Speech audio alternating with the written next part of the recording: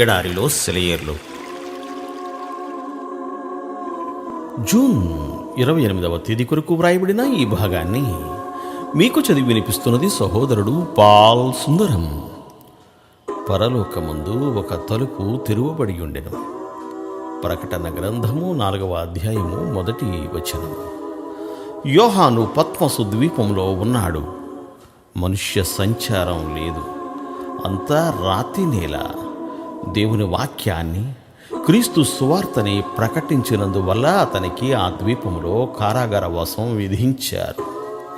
ఎఫెసులోని తన స్నేహితులకి దూరమై సంఘంతో కూడి దేవుణ్ణి ఆరాధించే అవకాశం కరువై పోకిరితనం, శత్రుభావం మూర్తిభవించిన తన తోటి ఖైదీలే సహచరులుగా ఉన్న పరిస్థితుల్లో అతని ఎదుట ఒక తలుపు తెరుచుకుంది.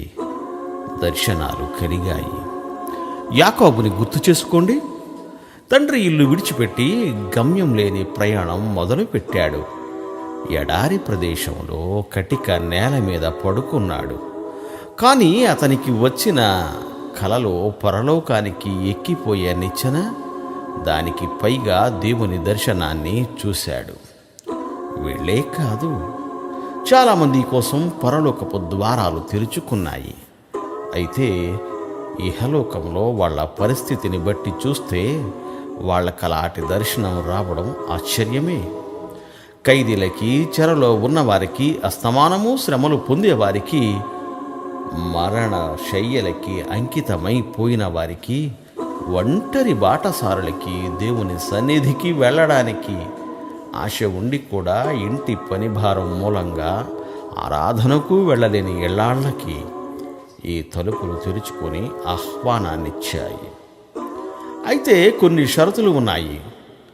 ఆత్మావేశం అంటే ఏమిటో తెలియాలి, హృదయశుద్ధి ఉండాలి, విశ్వాసంలో విధేయత ఉండాలి, క్రీస్తు అనే జ్ఞానం కోసం సమస్తాన్ని నష్టంగా ఎంచుకోగలిగి ఉండాలి.